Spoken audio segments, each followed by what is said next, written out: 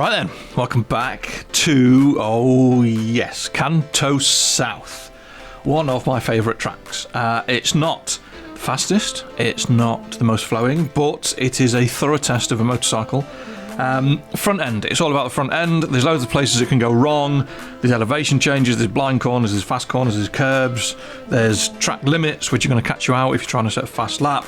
The bike needs to turn quickly, it needs to be stable, it just needs to be the whole package. It's a very, very, very, very good test of a motorcycle.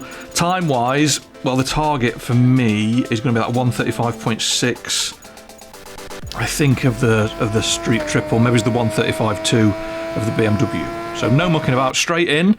Breaking point 1 on really, really fast stuff like Street Fighters, V4s and Fireblades, 150 metre board. We're going for the 100 metre board. Don't turn in straight away. Wait until you get to the curb. Use the curb as your turning point. Now, they do come up quite quickly, so you're just going to have to practice. I was a touch too fast in there. I should have braked a little bit earlier. You've got to watch for the little knuckle on the outside of turn 1, which is going to catch you out. And then up towards turn 2. We're going for the 50 metre board. It depends on the bike. Again, like the last video, if you brake too late, you're going to be in the barrier in the outside, and that's not a nice place to be. I'm just on the edge of what the rear of this MV Rivali wants to do. It is not having a good time. Braking point for this first of the temple corners. The red wall, there's nothing there. Same for this one, there's no braking markers. You just have to do laps and work it out and get some feel going. And then to the tight downhill left-hander, the only marker I could pick out was a tree. That's going to be incredibly difficult to see when you're doing 100 miles an hour. I appreciate that. Nice and tight to the curb, don't run over the line on the outside. And this one, this is like a double apex right into a left. The 100 metre board's there. We need to go way past that. We need to go past the start of the wall, but we need to brake before the dip, before the corner. Again, it's a suck it and see. You'll just have to practice and see where you end up. Don't apex too early through the double left-hander. Go for a late apex. Don't go across the white line because you'll headbutt the wall, and we want to straight line the left-hander as much as we can. And then we've got the 50 metre board. 50 metre board, and we're going to tip in and get on the brakes. Stay nice and tight to that white line. I'm a little bit wide there, and you want to run straight into this left-hander. Don't jump over the curb because it'll upset the bike. Then you get on the gas and it'll fire you to the moon. We just want to miss that initial curb. It doesn't matter if you run wide because you can stand the bike up and you can get on the power. Down the first of the two long back straights. Where's your braking point? There's a massive amount of scenery going off. Double zebra pedestrian crossings, whatever you want to call them.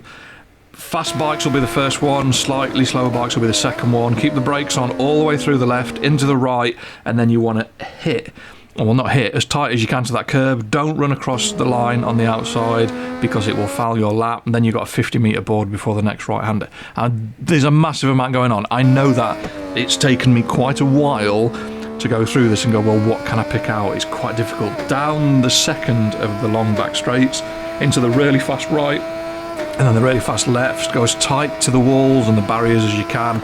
And then you've got a 150 metre sign there on the white building.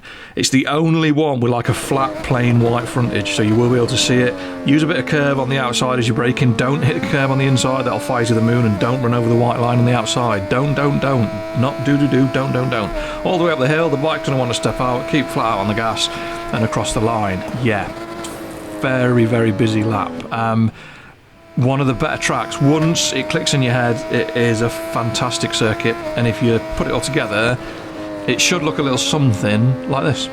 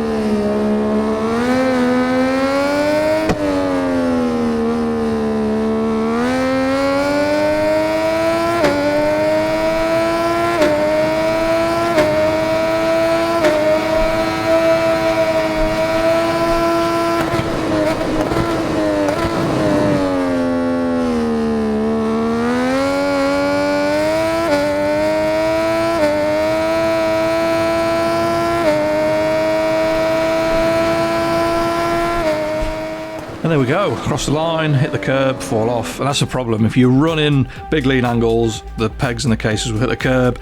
I didn't do a massive amount of laps because I do a lot of laps at Kanto South when I'm trying to work out a bike setup. 138.6, 130 what?